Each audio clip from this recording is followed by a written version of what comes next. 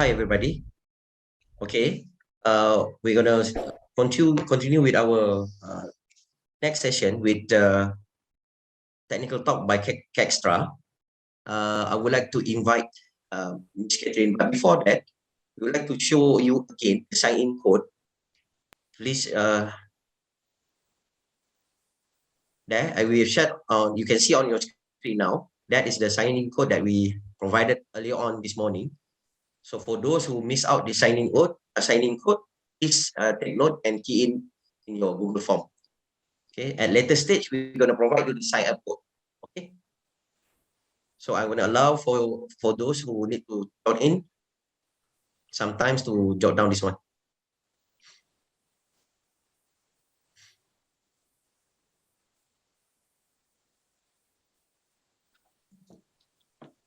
Okay, now we move on to our next technical talk by our sponsors, Kextra. Okay, so I would like to invite Ms. Catherine to give her presentation. Hello, thank you. Can All right. Hello, can you hear me? Can. Yeah. Good morning, everyone. So I would like to share my. Can you allow me to share my screen? Sure. Yes. Okay, you all can see my screen now? Yes, clear. Okay, so before I start my presentations, right, I would like to say thank you to PAMSo for organizing this event. And then also I would like to introduce our team member here. So, and then we have our Managing Director, Ms. Chiu. Hi, good morning, everyone. And our General Manager, Steffi Tay. Hello, everyone. And then also my two team members are from Southern Region. They are from specification team. One is Singni. Good morning, everyone. Another one will be Kila. So both of them are in charge in Southern Region specifications jobs lah. So and me myself, I'm Catherine, a specifications manager in Kextra. All right. So okay. So before I start into the our details, I would like to share a little bit about our companies lah. So KHP Steel Products, right, is our company name, and Kextra is our brand name. And our company actually started since year 2000 and is already 21 years old in the market. And we have total 5 plants in Malaysia, 3 located at Batu Pahat, 1 at Mentakam, and then 1 at Kampung Sumang Baru, Selangor there. Ms. Catherine, so, sorry if I may check in. Hello, maybe you can share the screen on the full mode. Phone mode. Down there on the bottom right. Yeah. Can see? Yes. That's better. Oh, okay. Sorry, just now I click it, didn't show it. So today, because I only have 30 minutes time, so I cannot go very deep into metal roofing portion. So this is a summary that I will talk about. I will share about some general information about metal roofings lah. So the first one, I will talk about the process of metal roof sheets. And then the second will be introductions of metal roof material and profiles. And then number 3 will be how to select the right metal roofings. And then number 4 will be the common metal roofings problem you see on site. So about the process of metal roof sheets, right? I will give you some introductions. So this is, these pictures on the left here, you can see the coil. Actually, these material are produced from our upstream supplier. And there is local produced galvanized steel at there's 2 manufacturers. One is base Klang, and then another one will be at Melaka. And some coil also is imported, but locally produced is only the 2 big guns lah. One is BlueScope Steel, another one will be CSC. Okay, so this material we will get it from our upstream supplier, then they will deliver to our site, our factories. And then what our process do, we will do roll forming. So we will roll it out into profiles. So it depends on what type of profiles you're using. So if let's say you're using iClip, then we'll roll it out into iClip. If let's say it's iRip, then we'll roll it out into iRip. So it depends what type of profiles that you are using. So after we roll it out, then we'll cut it into length. So after we cut it into length, then we will bundle up and then we'll deliver to the site. Then the installer or the roofer will do the installations. So if let's say, for example, your roof length is more than 100 feet length, we did not encourage to have this overlapping. So what we do is we can bring our whole machines to the site. So we roll on site. So it will not have any overlapping there. So I will come to introductions of metal roof. So I will touch a little bit on the type of coated steel. All right. So you can see here the photos here. We call it cold roll coil or base metal thickness, which normally you will see in these BQ or drawings, right? You will see the specification BMT or BS steel. This is indicate base metal thickness or base steel thickness.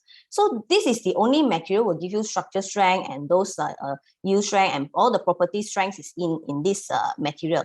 But this material, if let's say you put it on site, without any coating on top, within a week it will start to corrode. So what is our upstream supplier do?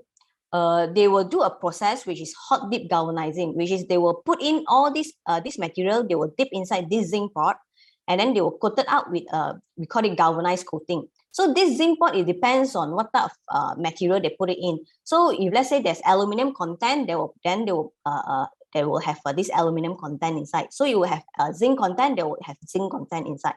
So after they coated out, we will call it metallic coated steel. So this metallic coated steel, right, you will see some spangle on top. It depends on the manufacturer. Some manufacturer, right, they can control by zero spangle, which is you can't see the spangle, but it's just a silver coating on top.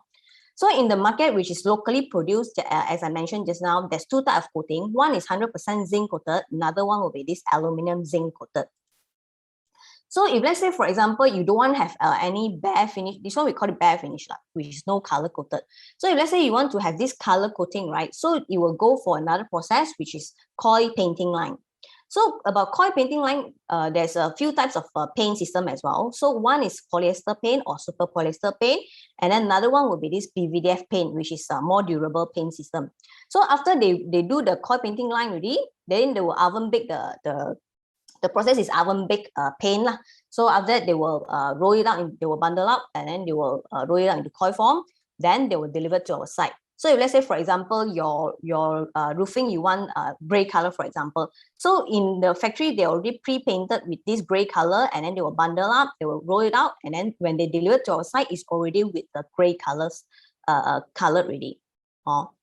So this is a slight process about our upstream supplier too. So this is a sections of the material. So you can see here, this is a base metal and it's coated with galvanized coated. So it depends on what type of galvanized coating on top. If let's say with colored, then they will have top and bottom primer, and then we'll have top paint and then bottom paint. Okay. You can hear top paint and bottom paint, right? Top paint will be slightly thicker compared to bottom paint. The reason is because top paint is facing external, so it will have this rain and sun, UV light, this kind of thing. That's why top paint normally will be thicker. Okay, and as I mentioned just now, there's two types of coating. All right. So aluminum zinc coating, which is I think quite famous in the market as well. So which is we call it AZ coating. So in the market, there's AZ 70 to AZ 200. So this is that means is, for example, AZ 200 gram per meter square. That means every 1 meter square, right? It must be coating top and bottom, minimum aluminum and zinc coating 200 gram. Okay. So if let's say for zinc coating material in the market, there's zinc 80 to zinc 350. All right. So if let's say you ask me which coating will be will have a better performance, actually both materials serve the same performance. It just depends on what type of coating that you are comparing. So when we're proposing, we also need to know whether I'm proposing the equivalent galvanized coating to you. Okay. So if let's say you talk about material equivalent, so here actually there's a table comparison. For example, zinc coated, I'm using Z275. So if let's say I want to have this equivalent material, which is aluminum zinc coating, so AZ coating I have is AZ 150. So this is what we call equivalent. If let's say, for example, my specifications, I want to use AZ 151. But maybe the contractor is giving you a Z180 or Z120 coating. So that means actually it's not equivalent already. So if let's say we talk about equivalent, we need to check on the zinc coating and the AZ coating. So this comparison chart actually is talk about the bare finish or no painting coating performance lah. So I will touch on the type of profiles. Actually, we got more than 10 type of profiles, but I won't go through one by one here, but I will just give you a very general introductions on it. So type of profiles, actually, we categorize into two types. One is industrial or trapezoidal profiles. Okay, another one will be these step profiles. So if let's say industrial or trapezoidal profiles, right, we got two types. One is exposed fastener, which is on top. You will see fasteners on top. And then the rib height actually is starting from 12 mm to 30 mm. And fasteners, because it's exposed fasteners, also normally we will advise to use at least class 3 or above fasteners. Another type of trapezoidal profiles will be concealed fastener, which is we need to have another fixing clip method or 360 seam, or on the other hand, you can say the standing seam profiles. So you have another bracket below, and then on top you won't see any screws on top. So the rib height will be 25 mm to 75 mm. So these profiles, right, actually is to cater for those roof design which is a very gentle roof pitch, which is low pitch.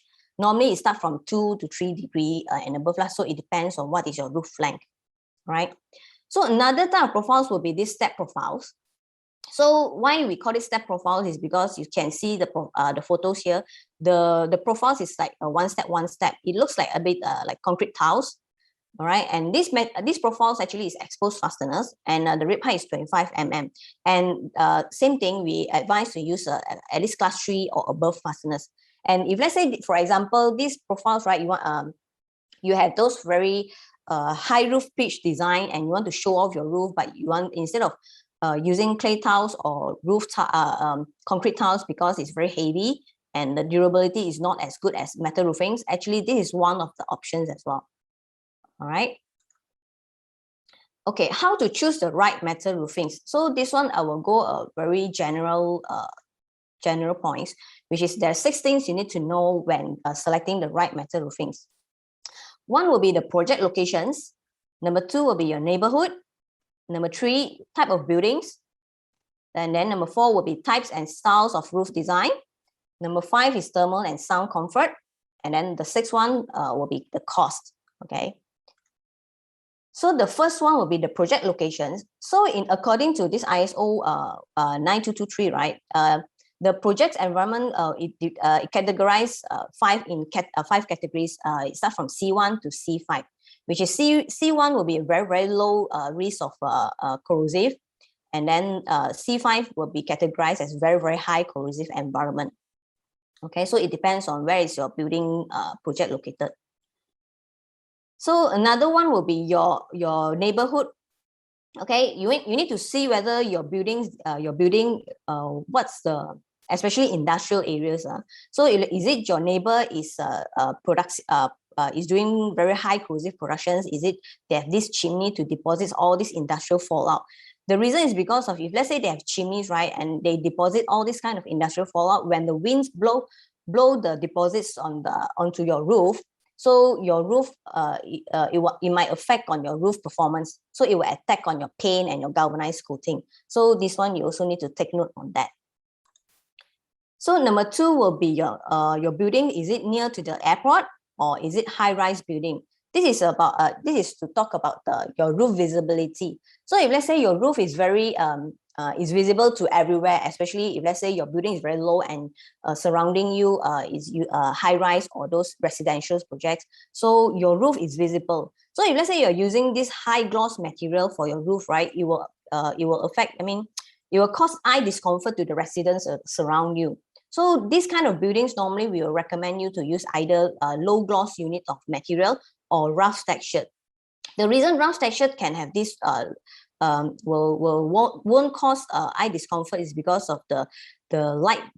It won't reflect the same angle. That means you can see the photos on in the middle here. All right. You can see the ball, which is smooth surface. So you can see it will reflect a lot of light. Okay. On the other hand, you see the rough textured material, so the light will scatter, so it will diffuse, so will not cause eye discomfort. Okay. And then another point will be if let's say your project located at city area, which is a lot of these high-rise buildings, right? So it is advised to use this whole low gloss unit, and high solar reflectance index material. So this is to reduce all the urban heat. And if let's say you are using high solar reflectance index, it won't absorb so much heat to your building. Okay, and then another point will be you need to know type and style of your buildings, your roof design. This is to determine what type of profiles that you need to use. So we need to know whether your roof design, is it straight or curved roof? Because certain curved design roof, right, certain radius, we cannot just use normal trapezoidal profiles, but we need to use this kind of standing seam profiles. Okay, number 2 and number 3, okay, low pitch or high pitch, and then the, either short or roof or long roof length. These 2 points actually is to cater for what type of roof profiles, which is to determine your roof rainfall intensity and your roof catchment. All right, so if let's say your roof is very, very low and your roof length is very, very long, so you might need to have this higher rib height to cater the rainfall intensity. Okay, so you might need to use a higher rib height profiles. So number 4 will be your building, is it a high or low rise building? Because some of the high rise building, like the 30 or 40 story high, if let's say you have a metal roofings on top and without any parapet wall surrounding, so actually this kind of buildings, we are not advised to use concealed fasteners profiles. So this one also need to take note on that. Another one will be this type of buildings. So type of buildings, we need to know, actually there's various type of buildings, but here I only pick up six type of buildings. So number 1 will be residential. So residentials actually, I put here is considered low level of pollutions and less hazard roof. The reason is because residential, there's people staying inside. So normally those profiles that we propose, normally we try to use this less hazard profile, which is concealed fasteners. All right, number 2 and number 3 will be commercial and educations. This one I also put it at low level pollutions, and then actually for the this kind of buildings also we will try to put on the commercial actually is low level pollution, is because we also if let's say some of the design you can use exposed fasteners as well. And number 3 and number 4, right, actually is educations and hospitals. This one I put low level pollutions, and certain area of the buildings, right, is considered high hazard free roof, which is some of the buildings in some of the rooms inside these buildings, right, maybe it's like a auditorium or a laboratory, or some of the this kind of building, this kind of rooms, right, which is inside you have this very expensive equipments and machineries, right? So this kind of rooms, you cannot have this. You cannot afford to have this roof repair or roof leaking, because inside there's a lot of very expensive machineries, and this kind of machinery you hardly to move to another places. So this kind of buildings, right, normally we will try to propose those double skin roof, which is reduce all this kind of roof leaking hazard. Okay, so number 5 will be this industrial. So industrial are put low to very high pollutions level.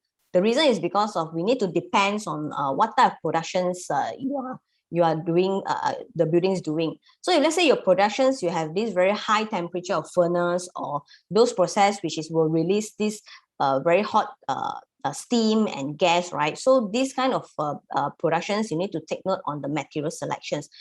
All right. So number 6 will be this warehouse or storage. So this one I will put low to medium level. The reason is because of we need to know what kind of products they store inside. So same goes to the educations and hospitals. So it depends on whether what kind of products that you put inside, you store inside. So if let's say it's very, very expensive product you store inside the building, so normally we will try to propose those less hazard profiles and materials for the buildings. Okay, lastly will be the thermal and sound comfort. Okay, so thermal transmission value, or we call it U value, right? So this one, the lower U value will be the better lah. And I believe that all the architects here also know that actually government now also try to emphasize this kind of go green things, right? So actually, according to this UBBL clause 38B, lightweight roof which is under 50 kg per meter square, the roof system you need to use at least need to below 0.4 watt per meter square Kelvin. So I believe in Selangor, Terengganu, and Penang, actually the government is already practicing, by law, they need to use this kind of clause already. And Johor, certain developer also start to practice this kind of standard already. Okay, so this kind of roof system also we can help you to calculate what is the value for your roof system. We can propose it to you as well. So another one will be this sound insulations, because a lot of people, they will think that metal roofing is very, very noisy, okay, like all those kampong house. So actually sound insulations, it helps to reduce this kind of sound issues. So for the whole roof systems, right, actually the sound insulation we measure with the STC, which is sound transmission class. So this one is very straightforward. So for example, this is the metal roofing systems. You can see the blue color here. So this is the whole roof metal roofing systems. So if let's say the external dB you measure is 75 dB, all right, and my metal roofing system I design is for I can achieve STC 25. So this means after when I measure the dB internal, I will get 50 dB, which is my roof system can filter 25 dB. So this one is quite straightforward. You can just you need plus minus like that. So if let's say your STC value is higher, that means you can filter more sounds from external. So this value is the higher will be the better. So lastly will be the cost. Okay, so this one at last also everybody also need to look into the cost. Okay, so during specifications, right, normally these few things we need to know and specify as much as possible. So such as different material and thickness. So we need to know whether your material, is it using AZ coating or Z coating, and the grammage, okay, and then the thickness. So the thickness also, actually we advise to put both thickness, which is BMT, base metal thickness, and TCT, right? Because different type of material, right, and thickness, right, the cost difference actually is around 40 to 50%. So number two will be different metal roof profiles. So this one also we need to specify properly, is it concealed fasteners or exposed fastener? And then also the effective width and the rib height. So this one also will play the cost around 20 to 25% like that. So the different roof system, or this one, the variance is more. So the different roof systems, right, we need to know whether your different thickness and the density of your butt insulations. So if let's say certain designs of your roof system, it might need the Z spacer, cement board, or PE foam, or underline. So all this is costing. So all these things we need to specify as much as possible. The reason is because if let's say you did not put in any specifications in your BQ or drawings, right, at the end of the day, during constructions, the products that you have, maybe the specifications you get is very low specifications material, but with a higher cost. So this is what we would like to share with you. Okay, and then lastly, I will talk about this common metal roof problem that you see on site. I think I need to go a bit faster already, right? So this one is which very common you can see on site, which is incompatible material. You can see the flashing area, right? It will start to corrode faster compared with the metal roofings. This is the reason because of the flashing area, right? The material that they use is lower grade compared with metal roofing, because normally flashing, a lot of people they will just ignore the flashing type of material. So this is the what will happen if let's say the contractor is using lower grade material compared with the main roof profiles. Okay. Another one will be this lightning arrestor. So this lightning arrestor, right, some of the owners or developer might feel that, hey, I want to use the best lightning arrestor and want to use this copper material. But actually, if let's say you are using metal roofings, right, is a no-no for copper, because copper actually is not compatible material with this metal roofings. So if let's say you're using copper, on top of these two pictures, you will see all the, you know, when the water, even direct contact or non-direct contact, right, it will affect the performance of your metal roofings. So normally lightning arrestor, we will just use aluminum will do. So save some cost for the metal roofing system. Okay. And then another one will be this fasteners. So this one also very common. You can see on site. So the fastener will start to corrode first compare with the metal roofings. So if let's say the fasteners is using those very low grade profile, low grade class fasteners, right? So this will happen. And the EDPM washers, right?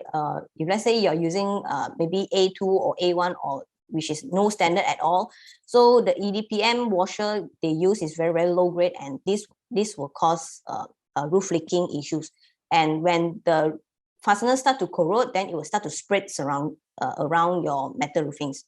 So if let's say your project is located very near to the seaside or industrial area, which is less than 400 meters away from the seaside, actually we will try to advise to use at least class 4. Okay, and then this one is the type of fasteners, how you do the fasteners. So if let's say for exposed fasteners profiles, so the fasteners you need to fix is on the rib lah. We call it crest fixing. And if let's say for cladding area, so we'll fix on the valley area. And for concealed fastener or fixing clip method, right? The fixing clip you need to, the fasteners you need to use is flat head instead of this hexagon head. If let's say you use this hexagon head, right, this issue will happen. So you will see a lot of pimples on your metal roofings. You can see the pop-up things. So this is because of the improper fasteners use. So the installer just use this, this hexagon head to screw on the fixing clip. So this might happen. Another one will be these scratches. So if let's say scratches, if let's say you see on site, right, minor scratches actually less than 2 mm, normally we will recommend just leave it alone, because the galvanized coating will place their roles to protect the base metal. So if let's say your metal roofings get scratched, is very, very deep inside, which is already touched the base metal, you can see it's like that. It's very, very deep inside. So if let's say this kind of situations, normally we will advise to just change it, or you can ask the manufacturer what kind of proper way to solve it. Okay. Lastly will be this touch-up paint. So touch-up paint actually is also not recommended. All right. So if let's say there's scratches, or don't do anything. So if let's say those minor scratches, you just leave it like that. So the reason is because of, let's say you do the touch-up paint on site, right? Because of the different weathering pattern, because pre-painted material actually is oven baked. Then if let's say you do touch-up on site, it's air dried. So this one will cause the inconsistent color onto your roof. And this kind of peel off issues will happen, and sometimes it will have blistering, will make the metal roofing worse. So this is also a no-no for all of you to know that. All right. So lastly, just give me 1 minute to share my project reference to you guys. All right.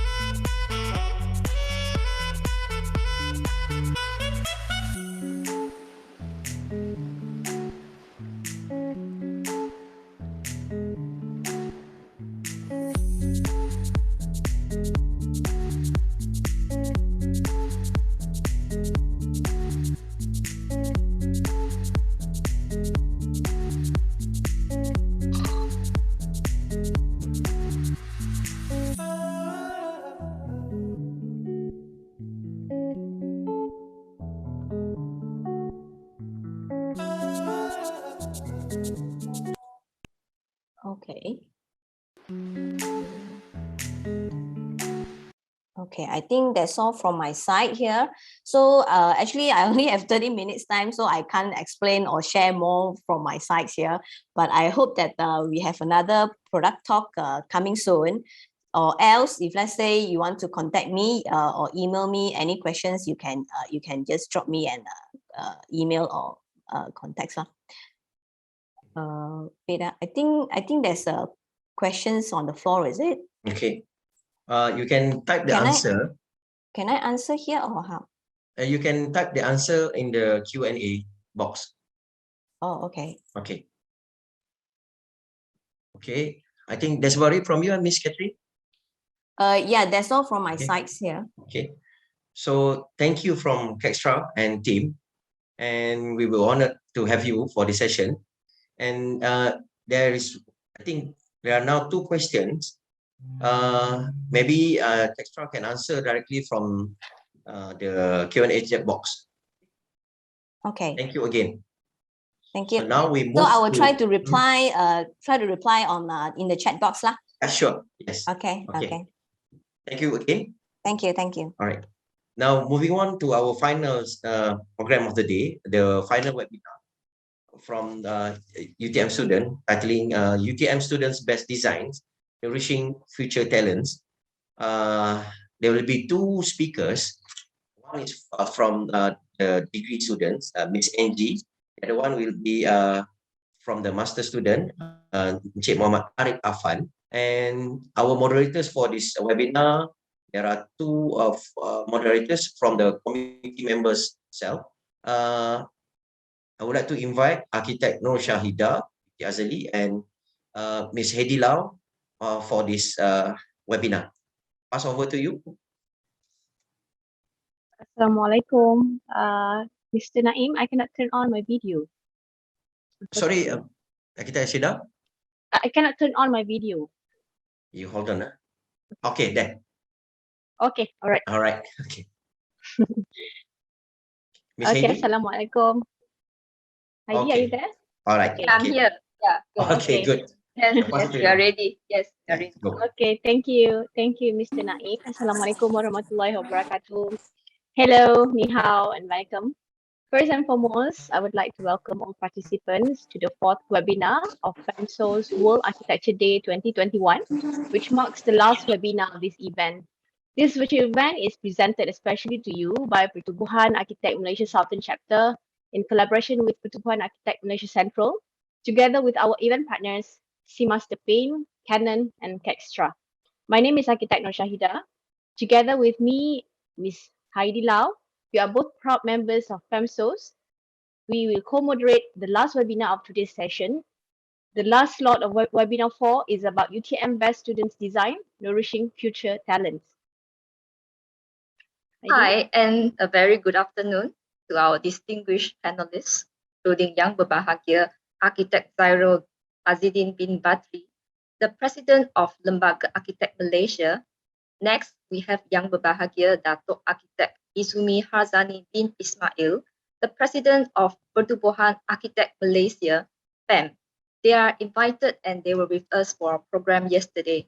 We are so grateful for their presence.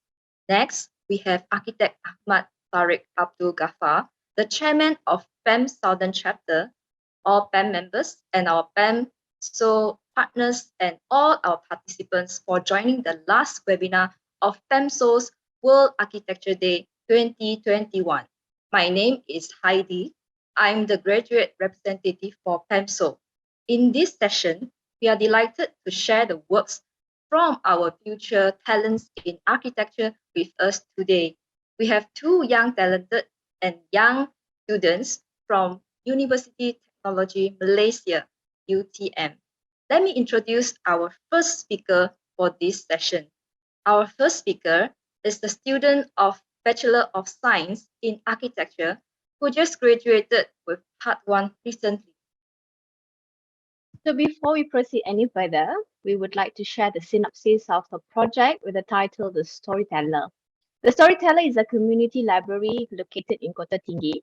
Kota Tinggi was once the capital of Johor, which is one of the cities rich in history and culture. The area holds many stories and remnants of the past, such as ruins, tombs, and legends. Through the construction of the literature and filmography of Kota Tinggi and synthesizing special narratives is the storyteller, a contrasting blend of two vastly different typologies, a library and theatre, which represent itself as a solution to underappreciated history and rigid educational system. Right, thanks. Angie is here with us today to share the experience and ideas in developing the project. So Angie, how are you today? Hi, can you hear me? Yes, I can hear you. How are you today? I'm great. Excited to talk about my project. Yeah, Good. good to know that. Yeah. All right, Angie, please share us your interesting ideas. The floor is yours now. All right, thank you.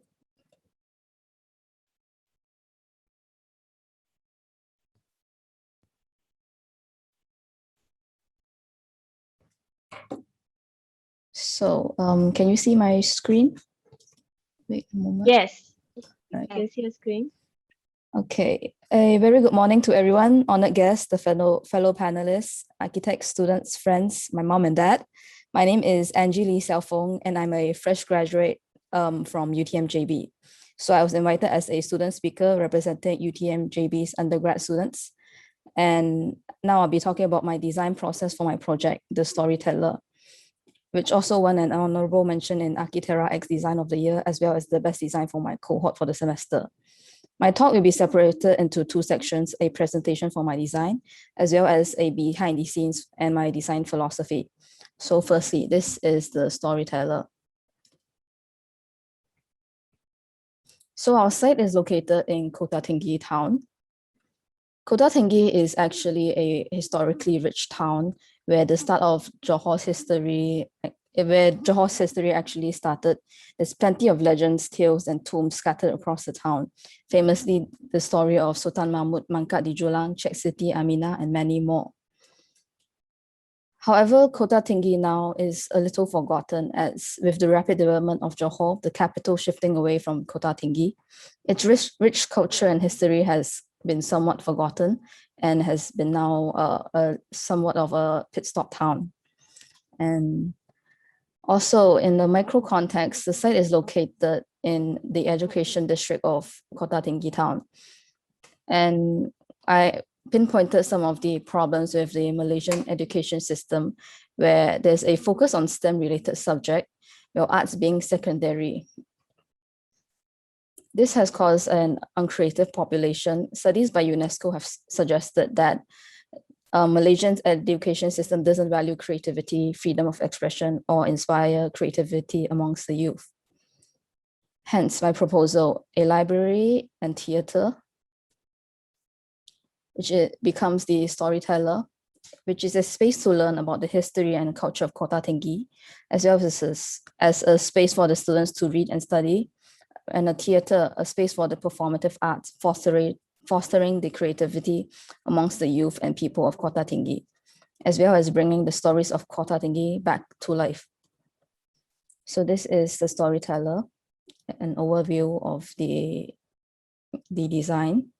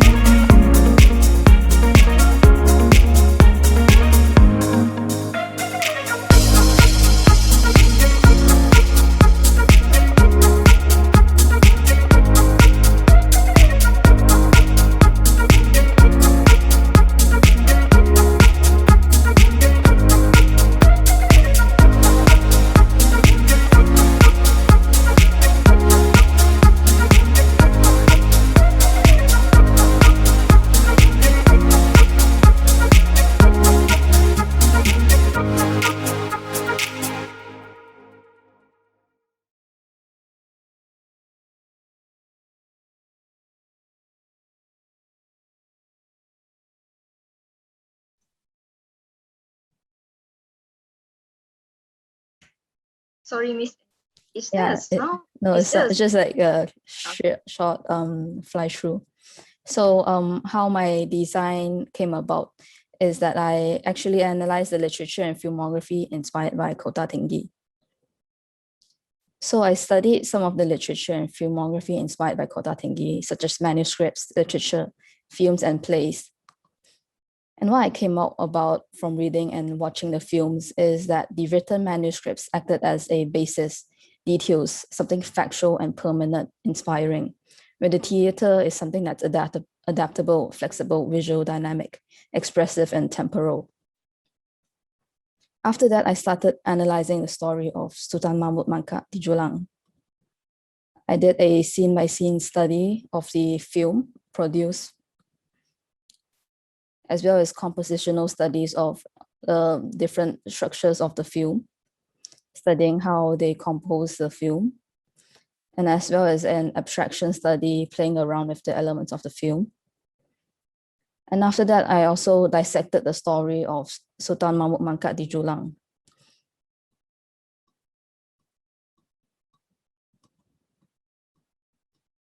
Which is then separated into an exposition, climax, and denouement, which then I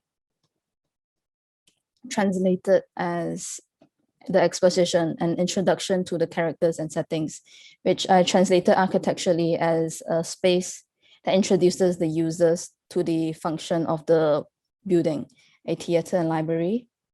The climax is the staircase, and it brings the users to the culmination point, the denouement, the end goal, which is either a theater or library. So this is the exposition, the introduction to the community library, performative area, as well as a cafe located here. Then the climax, the staircase of the building. And then the denouement, a library and theater. So now let's get into my sort of design development for the form. So I raised the site responding to floods and allow a seating area to appreciate the view of the river. Then I did a 4.5 meter grid structure to hold these spaces with a mix of tangam and modern jointings. As you can see here, the details. Then after that, I placed 2 external staircases on both facades. And also the form 2 exact cubes representing the similarities in books and plays, where the storyline and context are similar. However, inside the cubes are entirely different, such as how books and plays are. A cube represents the knowledge, permanence, and stability, containing a library.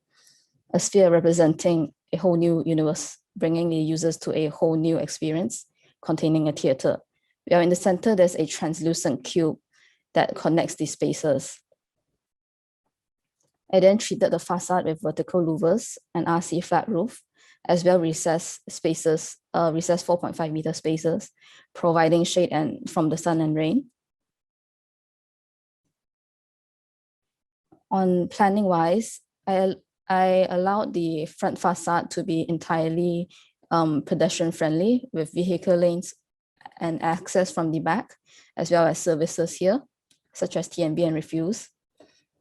Then on the ground floor, there's mainly a cafe, outdoor dining area, sunken performance space, community library with the back portion of building section for services, as well as 2 drop-offs.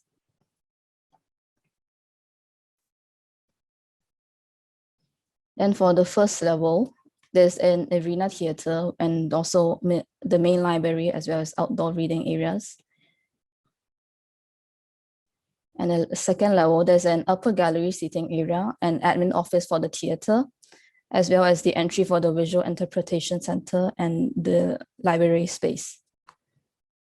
And on the 3rd floor, there's an event space featuring the top of the sphere, as well as a reading area and the library space, as well as discussion rooms and meeting rooms.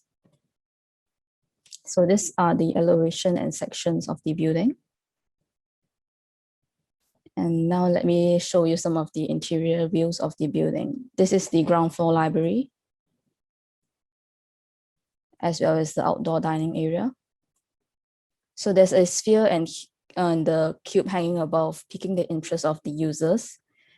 And then this is inside an isometric view of the library space, which is fully covered with bookcases, triple volume spaces with perforated concrete roofs scattering light into the space, as well as the study areas and inside the cube, where I also had fixed tables and furniture for the outdoor reading area, and some other views of the library. And this is the theater, which is a double layer polycarbonate with centralized seating, hydraulic stage, upper gallery sitting area, and sphere LED screen. And some other views of the theater. And this is the interpretation center, the hanging cube which connects, a holographic acrylic hanging cube giving a 360 visual media view. So this hanging cube connects the spaces, and while not in use, it becomes translucent, connecting the main spaces, the library and theater. Well, when it's used, it lights up, providing media support for any events needed. So within the cube, there's this 360 media panels made of holographic acrylic panels, so you can view movies, and it transports the users to like a whole new different story. And this is a video. Sorry, can you hear the audio? No, Angie, you cannot hear the audio. Okay, let me try resharing.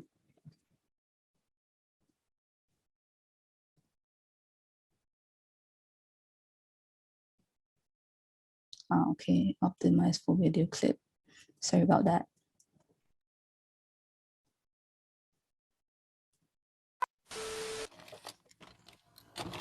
This is the animation video.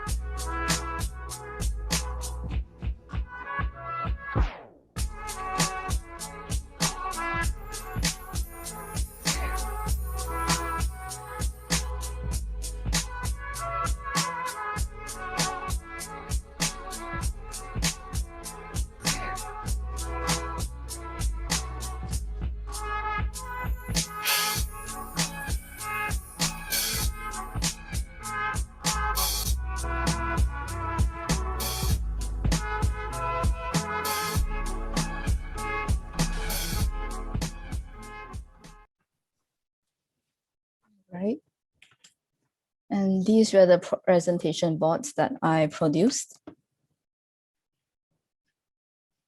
So that's all for the presentation aspect. And now I will move on to the design process.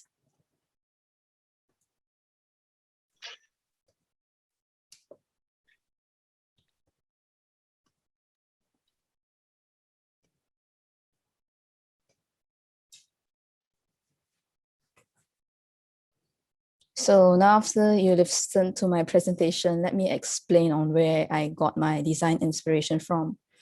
To be frank, my main goal while designing a student project is to just do what I would enjoy designing actually, but in context with the brief and site, of course. So I try to input a little bit of myself and own unique perspective into my designs. So my first objective in design is always to how do I turn this boring brief into something I would genuinely enjoy and feel passionate doing? In my opinion, architecture is sort of an interactive and physical art form that you, the designer, sculpts for the users. And for artwork goals, you always want to go with something that genuinely inspires you. So for this project, we had our site analysis fully online, just as many architecture schools had at the time. And it was definitely difficult trying to adjust to this change. You'd ask a lot of architecture schools on how they conducted their own site analysis, also spending a lot of hours on Google Earth and Google Street View, trying to get a glimpse of everyday life in Kota Tinggi. We are actually fortunate that one of our work-based masters, also our moderator here, A.R. Noshahida, was also from Kota Tinggi, and she gave us a glimpse of her time growing up there. So Kota Tinggi is a kind of a slow-paced town. However, it has a lot of wonderful history within the conception of the Johor Sultanate, with plenty of stories, legends, and quaint, unique details. So, and at this point of design, it's also important to find something on site, be it virtual or in person, that inspires you. It may be the genius loci of the town, maybe a small interaction with someone from the town, maybe a landmark in town. It could be anything, and inspiration comes in from man in many forms. So next is composing a narrative. And this is how the start of my narrative actually came about. Let me try playing this video.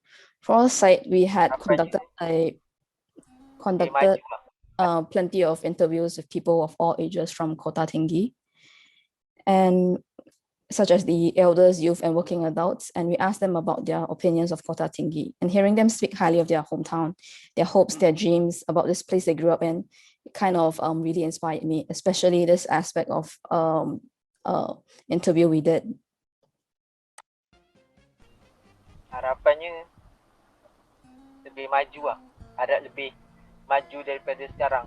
Sebab sekarang bukanlah nak kata Kota Tinggi ni tak maju, tapi mungkin dengan adanya penambahbaikan di kawasan Kota Tinggi ni akan lebih menarik orang-orang luar untuk datang, untuk tambah-tambah sumber pendapatan bagi daerah Kota Tinggi.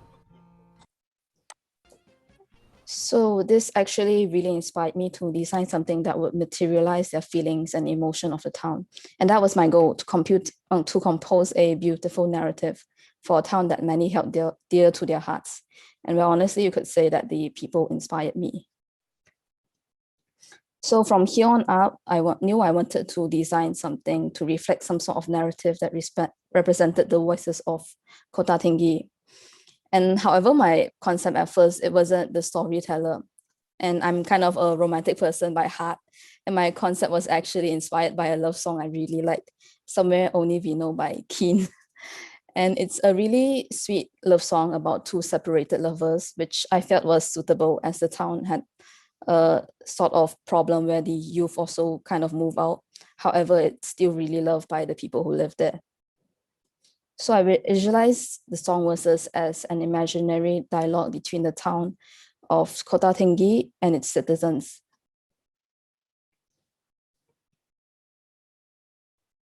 So the first verse, I walked across an empty land. I knew the pathway like the back of my hand. I felt the earth beneath my feet, and I sat by the river and it made me complete. I imagine this as the worst from the locals to Kota Tinggi about Kota Tinggi. This place on first look seemed like an empty land, yet he felt comfortable at home in this place. He knew the streets, the people, the everyday life. He sat by the river and it made him feel complete, not knowing also that the start of Johor was also this river. So the next verse is, "Oh, simple thing, where have you gone? I'm getting old and I need someone to rely on. So tell me when you're gonna let me in. I'm getting tired and I need somewhere to begin." So I imagine this as Kota Tinggi to the locals. The glory days of Kota Tinggi have bygone and the land is getting old and the youth are leaving. So Kota Tinggi is wondering when the people will come back and develop the land and when will they realize the potential. So the town is getting forgotten and needs a place to start. In the final verse, "If you have a minute, why don't we go talk about it somewhere only we know? This could be the end of everything, so why don't we go somewhere only we know?"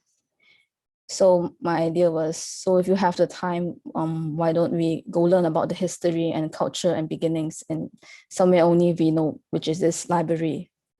So it's kind of bridging the gap between the local community, the failed education system, the dying town, the glorious history of Kota Tinggi. In my opinion, to truly love that land, you have to understand and immerse yourself in the deeply rooted culture and history. And yes, I also think at first, my idea to use a song was rejected by my work-based master. He questioned why I was using a song that was unrelated for the project inspiration, because this song is by like a foreign song and also not really related Kota Tinggi, but it was personal to myself. So, and yes, when I thought about it, it was also true. So I tried to salvage what I could from my initial design process, the important aspects such as the junior Sokai, main issues, aims and objectives that came out from that brainstorming idea, and condense it into something general and easier to digest, which is the storyteller.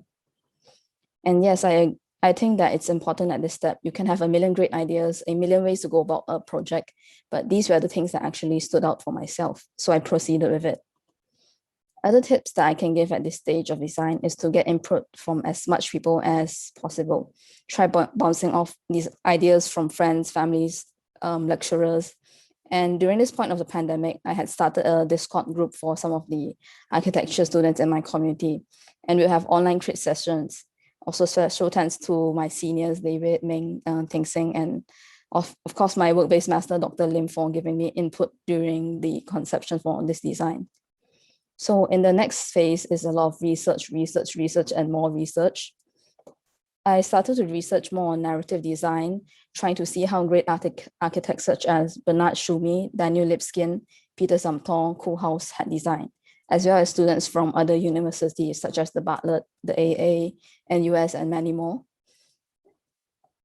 And I was mostly inspired by Bernard Schumi's transcript and screenplay studies.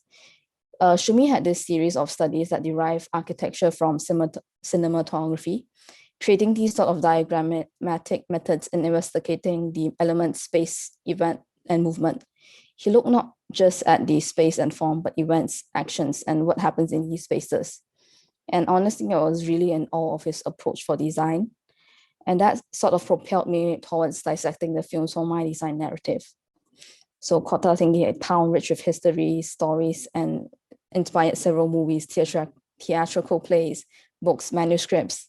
And lucky enough, like all these materials were actually available online after a bit of digging.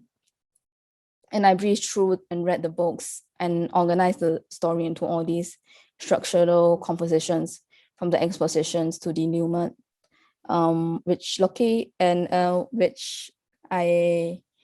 notice all the similarities and differences in the film and books, and as well as using the movie as a base to study its composition, movement, structure, and trying several studies, abstracting the scenes into kind of pixelized blocks, and just doing a lot of experimentation with how the project could go. And really, I was just trying to poke as many things as possible and seeing the possibilities. And it's definitely all right if I don't end up using them, because subconsciously I'll try to incorporate them into my design somehow as well. And honestly, don't be afraid to explore. The possibilities are limitless, especially since I'm still a student. And so for the form making aspect, I did a lot of sketches, honestly, a lot of SketchUp models, using graph papers, even physical models, and had a lot of critiques with my supervisor on the form. And also a lot of, this doesn't look so suitable, this one, comments, which is also normal and a part of the learning phase. And as I said, I use some of the aspect of my study subconsciously as a guideline for my design. And that came as these modular components. With this sort of pixel block derivatives of the planning structure, furniture components, walls, doors, everything. It followed this similar derivative in the terms of height, width, length, and form. And from my design study as well, I've sort of had this guideline and art direction that helped me towards building this narrative, not just conceptually, but as well as structurally, spatially, and every single detail in between. Definitely when I design, it involves a lot of sketches, and I like to think of how I combine the structure and interior together as one, making an interesting spatial narrative. So these were a lot of the ideas I had for the spaces. So at this point, I had this structural grid in mind, very definite in place. It was a matter of finding the right form after that for the theater space, and a lot of crit with my lecturer and friends, as well as inspiration from Pinterest, of course.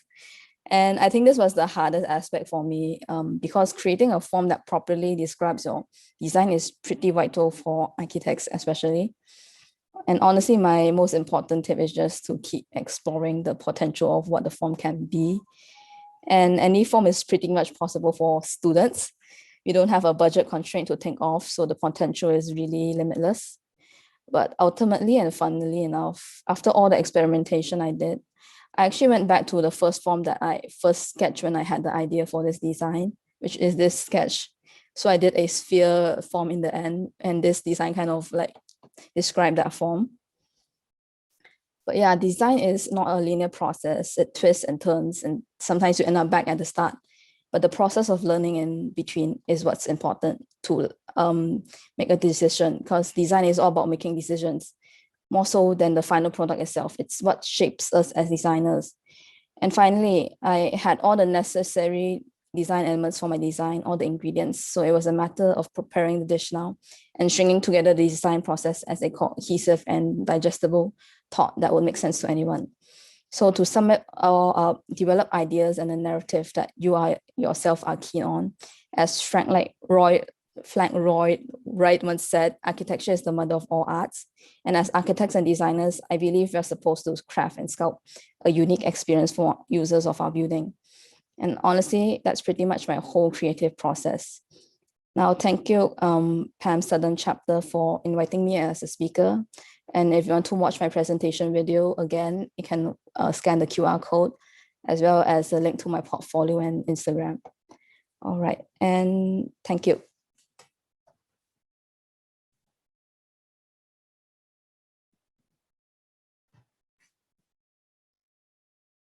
Sorry, Asha, your mic is muted. Oh, sorry, I was muted. Okay, Angie, thank you so much for a very interesting presentation. It's good to see in terms of your exploration, design, and so on. I would like to wish you good luck in the future for your working experience and so on. And don't forget to enroll for the part 2. Okay. All right. Now, I would like to invite the next speaker, Muhammad Arif Afan bin Muhammad Hamzan. He is currently pursuing his Master of Architecture in UTM. And I would also like to take this opportunity to congratulate Afan on his achievement as the finalist for bronze medal category in PAM Student Awards 2021. Congratulations, Afan. Thank you, Asia. The Okay, question Angie. for NG question, she need to answer it or? We will have a question and answer session after your presentation. Oh, okay. Okay. First, I share first.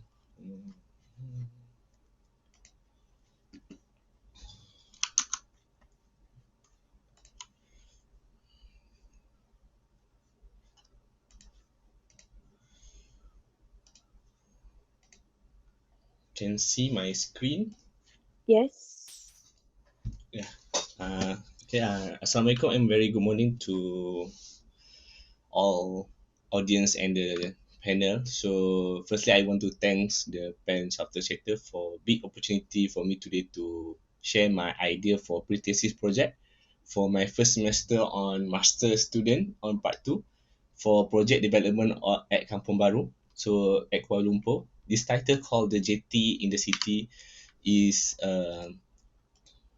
reconnecting city and riverfront at Kampung Baru and KL City Centre.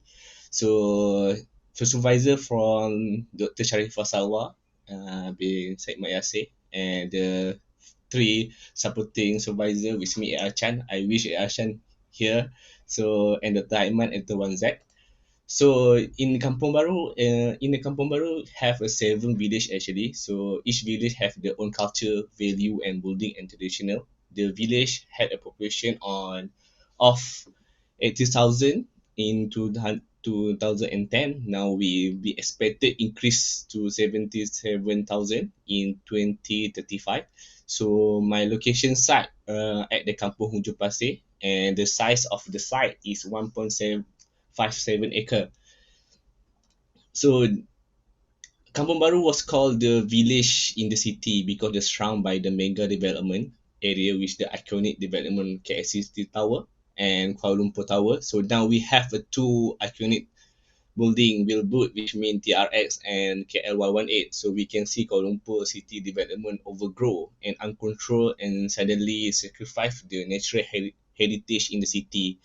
So based on the urban study for my group, we identify four biggest issue in Kampung Baru. First is lack of infrastructure and community facilities at Kampung Baru, and also second is the land ownership status at Kampung Baru, and third is the principal dispute at Kampung Baru, and fourth is the potential land development issue on the Kampung Baru. So we come up the master plan of the new looking and improvement of the Kampung Baru. So the proposal of the Jalan Raja Abdullah and at Kampung Baru, we have 10 proposal new building program that help give more value at the Kampung Baru. Rather we sacrifice the value and the culture at the Kampung Baru.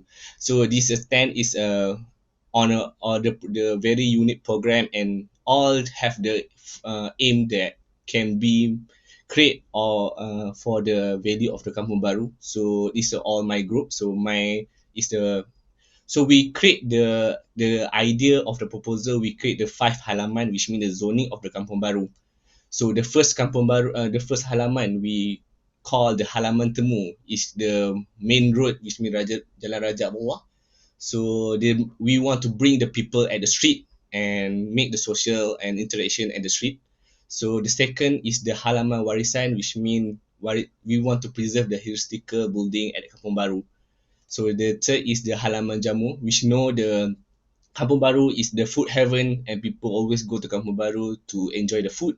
So how about we maintain the culture and bring the tourist attraction with the one of the zone. So fourth is the halaman alam, which we know the people at the Kampung Baru and the KLCT start forget we have the natural element in the Kampung Baru, which mean the Sungai Bunus and Sungai Kelang.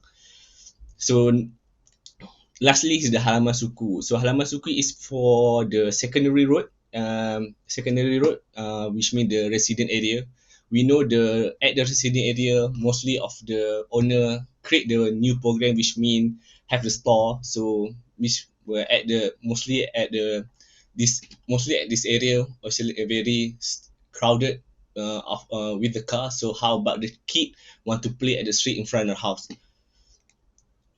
So my site is at the location at Kampung Hujung Pasir. They have a different typology because the land was separate by Jalan Sultan Ismail. Because of the land was slowly forget of the people at the KCT and Kampung Baru, which means our land, my land is a part of the Kampung Baru development. So we can see the east side have the river on one of the best landscape was forgotten by people at Kampung Baru.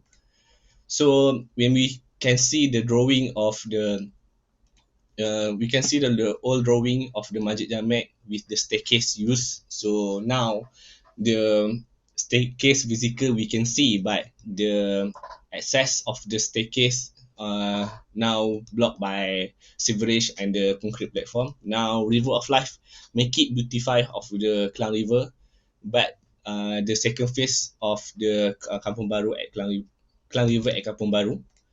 So we can the study about the morphology of the Klang River, and we on the 1884 we look at the history of the Klang River Kampung Baru. The Klang River was the most industry transportation and for domestic and trade at the Kampung Baru. We can see the clear image from the postcard of Post Malaysia, which means Mill House on the Klang River and at Kampung Baru.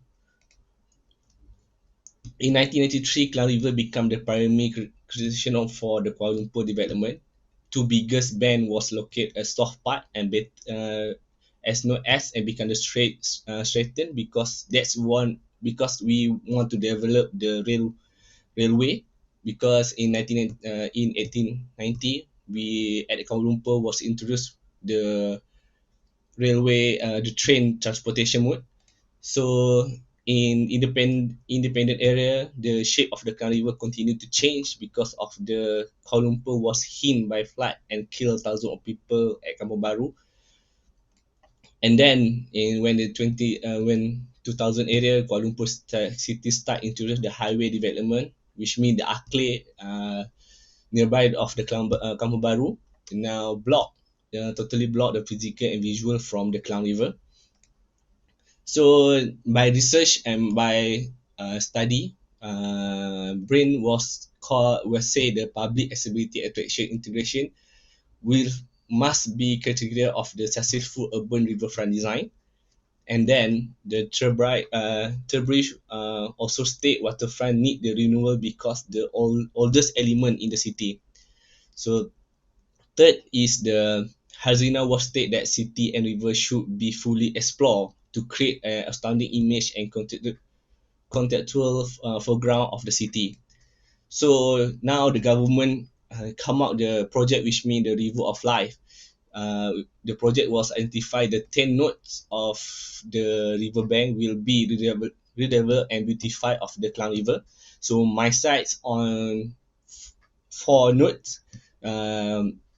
And that we have a 3-phase development of beautify of the riverfront, and river clean was a first phase to improve the river water quality, and second is make river master plan and beautify and to reconnect this river and the people. Third is the river development to maximize the social and economic potential along the river bank. So the government found the 17.9 billion for this project to be called the River of Life project will be give a lot of benefit community and country in terms of social, economic and value of the Klang River. So this is from article what people say about the Klang River. So people in KL City don't have the kind experience using the river taxi as a mode transportation. And second is the alternative mode transportation could be help easy traffic congestion on the road in KL City. Third is they can help entrepreneur business along the river bank. Fourth is the Klang River as a new sources for KL City and Selangor. So one of the Kampung Baru tourist guide, which the name is Fuad Fahmi, was suggest the preserving Kampung Baru soul. He need the development can add value of the Kampung Baru. So now we have the loss of the river culture at Kampung Baru because the development of the Akle Highway. So my thesis statement is to propose as a jetty transportation hub that help the development of the Klang River through the spatial and formatting from the architecture perspective. And design objective for my proposed building is to reconnect Sungai Kelang into the urban fabric of the Kuala Lumpur city centre and Kampung Baru. Second is create the multi-program and type of jetty at the Klang River. And third is the propose the better building environment into spatial formatting jetty and at Kampung Baru. So then to skip this. So by study of the uh, renewal of the Klang River, so I look up our neighbor at the at the Bangkok, which means we can look the case study at the Klang River. People at Bangkok city start forgetting the Bangkok is one of the place you make communicate on the water. So the government of Bangkok come out the idea the water taxi as a new transportation along the Klang River. So because of they come up the idea, we know we have the problem a few years. So the couple of years, the boat using the diesel engines in the riverfront produce the black smoke and make the Thailand air population problem in January 2020, which means the last year the 100 of the school were closed because of that. So the government come out the electric boat replace the diesel engine at the riverfront, and the city provide the environmental friendly mobility in the city.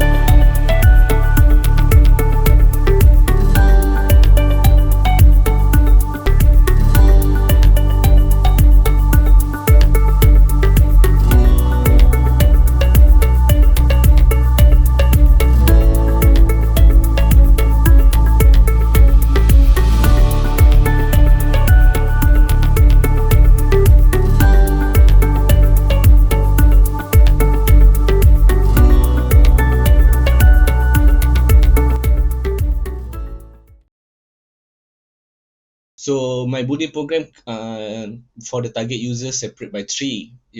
First is a people at Kampung Baru.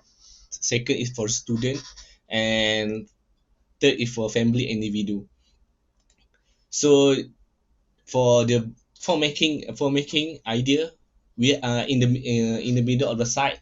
I have the existing building. So the current situation at the proposed site have the 4 block existing building. How about we preserve the existing program, become the secondary program, and inject the some public realm into improve the business for the existing program. So second, I try to interrupt the traditional JT design spatial quality into the space, which means the solid and void. They have which will can be provide the direct visual and connectivity along the Klang River and attraction to the public. So this is the we can see the view from the main road, the Jalan Raja Abdullah. We can see the diagonally of the Klang River at the back. So the creating activity will improve the urban frontage and also will improve the walkability from the beyond the achieve install the sidewalk or the street, so people will can enjoy the activity side of at the main road.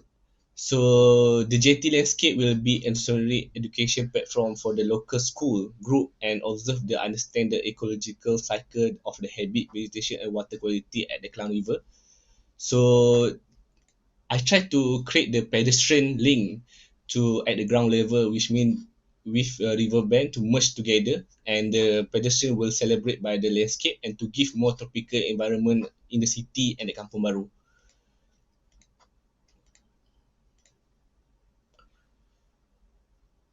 So this is the pedestrian merge with the pedestrian at the road level.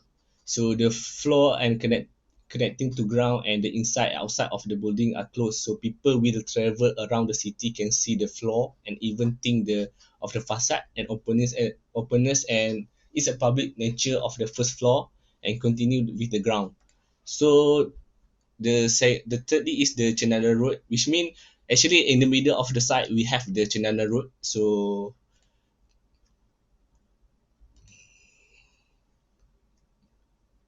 in the middle side we have Cendana Road. So like the is now is look like the service road. So if we can see clearly of the potential of the Cendana Road, we can see at the foreground at the Cendana Road we have the framing by the KLCC tower. So if we turn the Cendana Road into the public space, it will be one of the best selling point of the building proposal. So this is the visual of the Cendana Road if we turn to the Cendana Road become the public space, because this is our first skyscraper was built in 1967 in Kuala Lumpur. So how about we don't block the view for the people to see, so how about we celebrate together with the building proposal. So and now this is a Cendana bridge, so connecting to another side. So now the try to create old and new approach for the building. So we'll come to upper level, we try to adapt a new form with the existing building. Also the new material will be add and we help the existing program to continue the legacy of the Kampung Baru. So now the current situation of the design, we try to create the active staircase. However, the create the active staircase will be unique design and will be the place of the Instagram spot and help the marketing of the client brand. It's like the Tamarin now was actually do of the marketing for the client brand. So people go to the Tamarin, we know Tamarin at the Cyberjaya. So people actually look up what the program of the Tamarin was produced. So this is the house high visual of the staircase. So people actually know use the elevator, so he's directly can see and can use the staircase. So this the lastly is a roofscape. So we know the existing program existing building have the flat roof. So how about we create the roofscape for the purpose on the top existing building and give opportunity for the public to enjoy the city skyline of the Kuala Lumpur at the Kampung Baru. So lastly, second last is with me, we create the mini landmark. So I apply the new layer of the new layer at the existing building to give more value of the building and also to blend with the new building form. However, will give the second time of the existing building. So this is the new layer of the roof layer which made at the existing building. So lastly is the roof concept. Actually, the roof concept to inspire by the vernacular architecture and respond of the tropical climate. And the roof design intend to recreate to the spirit of the vernacular roof formed with the inject a contemporary material like steel. So this is the sketch idea of the building proposal, how I want to create turn the building as be the anchor program for Klang River at Kampong Baru. So we can see the lower ground floor is located at the same level of the riverbank. So this give opportunity to guests to easily enjoy activity directly at the Klang River. And then on the ground level is the same level of the road level, to give the sense of the welcoming and celebrate people by building proposal before the public enjoy the riverfront activity. And also we propose the boat workshop nearby the Jalan Raja Abdullah to give activity for the public and tourists to learn how to make the wood boat, thus to improve the urban frontage of the Jalan Raja Abdullah. So this is for the visual for the first floor. First floor is for the semi-public space and semi-private space. In the level we have indoor parking to give option for people to park their boat, and this program also to offer the most protection and boat fully covered. However, this kind of program will give attraction people to come and enjoy the activity at Kampung Baru. So the second floor is the mostly for the office, for the outreach program and educate people about the river in the city. And this also have the auditorium for the client need to create the event, talk to the public about the Klang River. So this is the indoor parking to give more unique program for at Kampung Baru for people to enjoy and see what kind of the unique program to give more value at the Kampung Baru. So this is the section that detail section for indoor boat parking. So imagine by using this proposal jetty in the city, the Kampung Baru will be incredible program and redevelop riverfront. By this proposal also will help the river of life project to beautify the Klang River and can bring back the people at the riverfront. So by this proposal also to give the impact jetty in the city at Kampung Baru. So by building proposal and the Klang River, and the Klang River will give the community connectivity and support natural process and tourism attraction and new water sources, and also the river culture at the Kampung Baru. So and then by the kind of the new water sources, also we can create the low air temperature at the KL city and prevent the flood at the KL city and the Kampung Baru. Also if we create the new river culture at Kampung Baru, will be new path and jogging track and bicycle trail for public to enjoy along the riverbank, and also the new travel road. So if we create the jetty at the Kampung Baru, this become the new mode of transportation at the KL city. Also we improve the existing program and environment, and also we increase the value of the Kampung Baru. Also we reclaim the lost space under the Akla Highway, and then we reduce the carbon footprint, and also we can less the traffic congestion at Kampung Baru and KL city, and also we can gain more income through the jetty program and also the Klang River. So before I end my presenting, so I have the animation. Can see the sound? Can hear the sound? Yes, Yes, yes. you can. Yes. Good. Sure.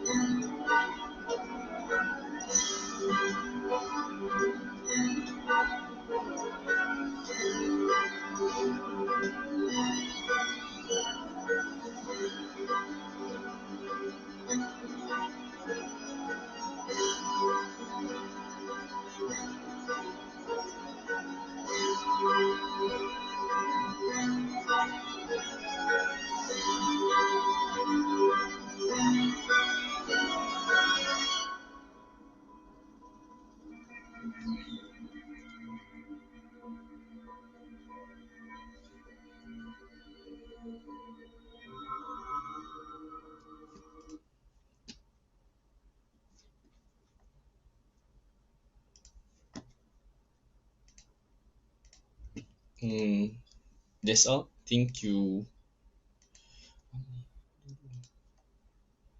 Right. Thank you very much for all the amazing sharings and ideas. I hope all of you enjoyed by two talented students. Now the speakers will answer some questions that were sent to us during the presentation. Oh, Ahan and Angie, first I would like to send my congratulations for your winning projects. Now move on to the questions. We have one from the floor by Ayman Rashid. His question is addressing to Angie. Hi Angie, which comes first or most important in your process? Elevation, form, space? Hi Angie. Hi, Dr. Aiman. So personally, I like to design in isometric drawings actually, which allows me to gauge a lot of the elements at the same time. The form, elevation, spatial quality, and even different levelings. But definitely, I think the form is one of the most important aspects in my process. Right. What are you expecting from practice after this? What are the things that you intend to learn most? Well, next, I currently am looking for a job before I begin my part 2 in KL.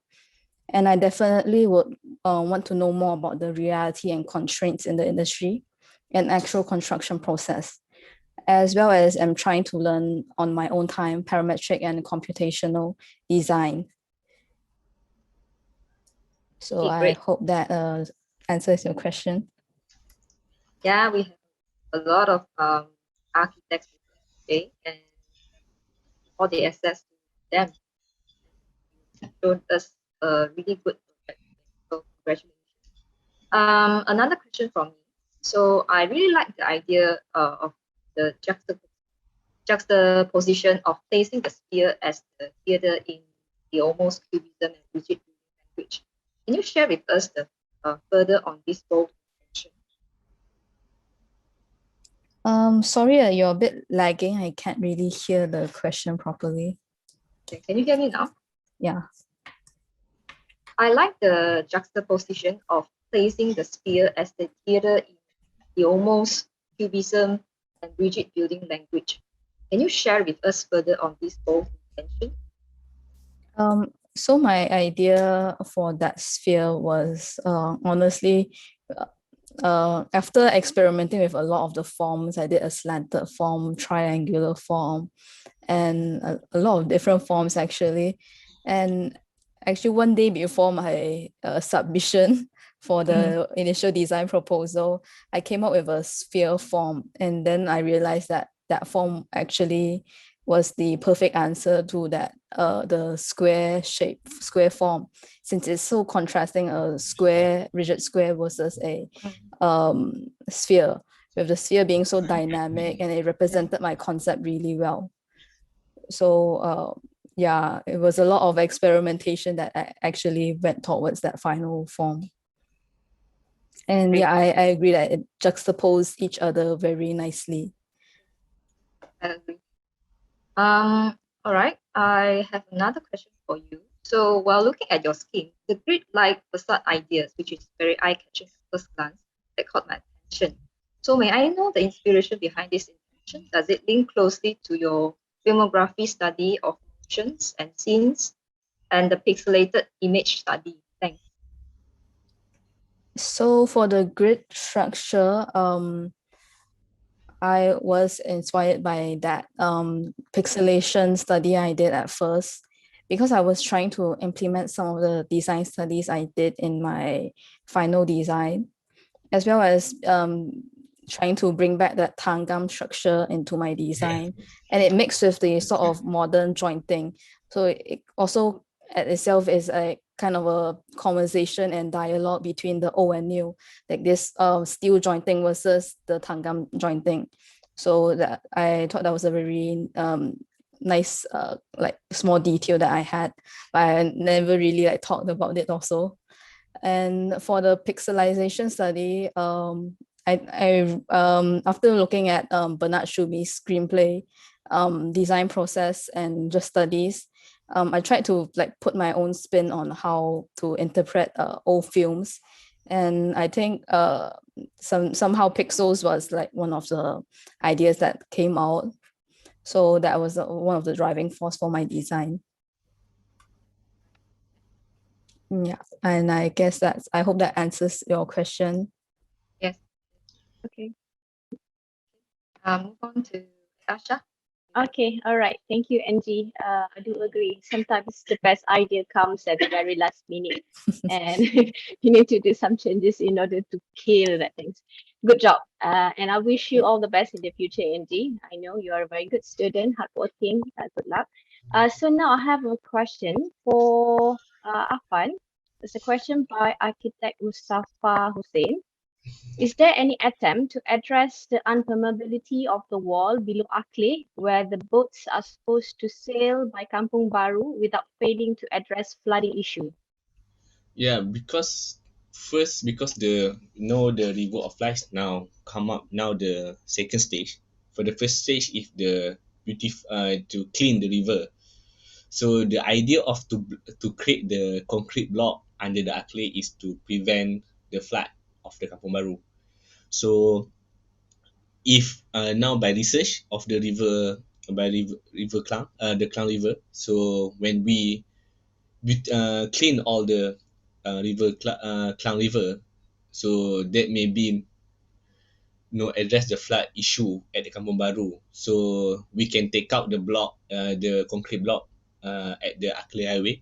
So we can actually visual directly from the Kampung Baru and the KL City, and also we can connect the KL City Centre and the Kampung Baru under the Akle Highway. So I think I hope that will be answer the question from the Ahmad Mustafa. Okay, all right. Thank you very much. It's just that I would like to highlight some opinion from architect Norzihan. He stated his opinion. He said that why did the authorities in the past try to deepen and make the river bigger and make it as an alternative transportation mode? Because there are so many other cities have made use of the riverfront functions. So this river passed through the city center, then the river in Putrajaya are not connected to any other rivers and are made to have a boats running around just for the tourists. It's for the tourism purpose. That is what out of our league to to tackle this issue. It's more on the politicals and the government side. It is true. If we can make use of this river in the earlier days, so probably we do not have a lot of pollution issues in today's, right? So Yeah, that is what the government has been doing after they realize that we need to take care of all of this. We need to take care of our natural sources and highlight it in a different level. Okay. I just to like to recap another question from architect Mustafa Hussein also. When he is asking NG just now, how does the existence of Petronas Pengerang integrated complex affected Kota Tinggi's development, or it does not have any impact at all? Frankly speaking, I was born and raised in Kota Tinggi, okay, and of course, the development has the Petronas does have some impact to the town itself, where in terms of the what we call property, the price has been raised quite high. A few years, many years back, you can just rent a house for about 300 to 400 ringgit for one whole house. Now it has almost about the price same in Kuala Lumpur, 1,000 plus and above. 2000 plus, I think. Yes. If in nearby the Pengerang itself, about 2,000 to 3,000. In the city center of Kota Tinggi is about 1,000 plus. So it's quite a big gap, just because of the project itself. Is there any other questions from the parties from the I think there's participants? one from the participants. Okay. Encik Muhammad Firdaus just raised his hand. Encik Muhammad Firdaus, are you still with us? You wish to continue, ask directly to one of the I wish speakers? to know what if the water idea could not be realized with your Encik Firdaus? Encik Muhammad Firdaus. So, I think he's not aware We of lost this. him. Okay. Maybe, is there any final question from the participants? Yes, we have one last question from Dr. Mhm. Aiman. Hopefully the last question. Sure. Okay.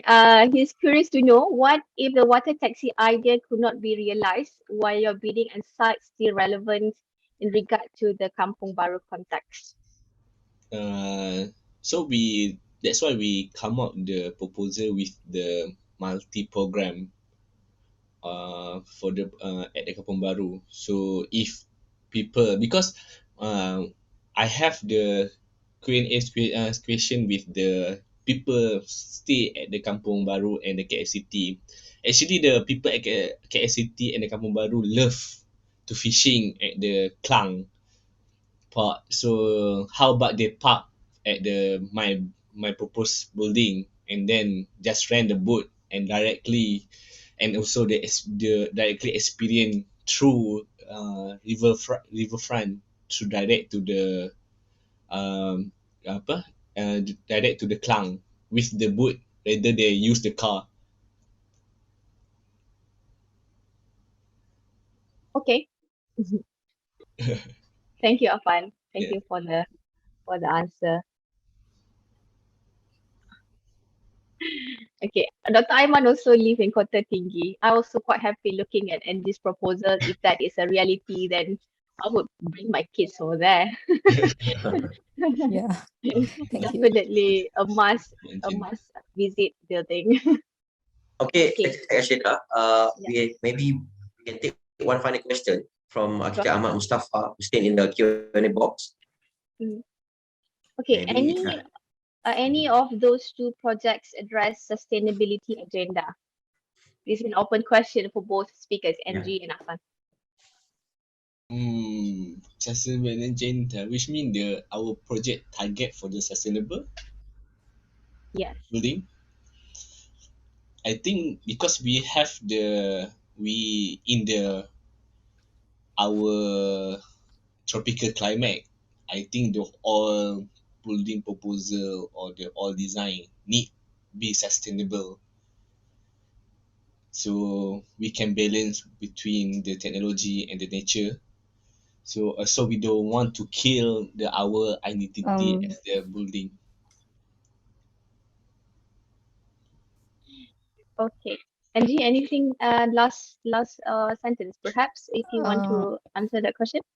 Yeah, I did implement some sustainable design aspect, such as on the facade level. I did put like louvers and recessed corridors, as well as position the louvers for the away from direct sunlight, and as well as having sliding windows in all the rooms actually, which allow for like natural ventilation and cross ventilation, as well as having all the corridors like open air. So it's really minimal need for aircon actually. All right, thank you, Angie. Okay, again, thank you to both of you for answering all those questions that has been through. And then not to forget your great presentation just now. It was a great pleasure to have you with us. And as the saying goes by, everything that begins has to end. I hope the presentation by the two talented students just now will inspire other students out there to be brave in exploring the design. So because during this study, oh yeah, because the study days is where it's a perfect timing for design exploration, because when you work later on, the opportunity to explore the design is quite limited, unless when you have a very, very good client. Okay, Heidi, anything to add? Yeah. So this will conclude the webinar. Thank you all for attending. We hope you have inspired. We have been inspired and enjoyed this presentation as much as we do. All right, we will move on to the next session, which is the closing ceremony. With this, I shall pass the floor back to Sheikh Naim, our MC for the PAMSo's WAD 2021. So, Mr. Naim, the floor is yours now. Okay. Thank you, Miss Heidi. Thank you, AR Nosheda. And thank you to those two students, it's Angie and Cik Muhammad Arif Afan, for a great presentation and nice designs.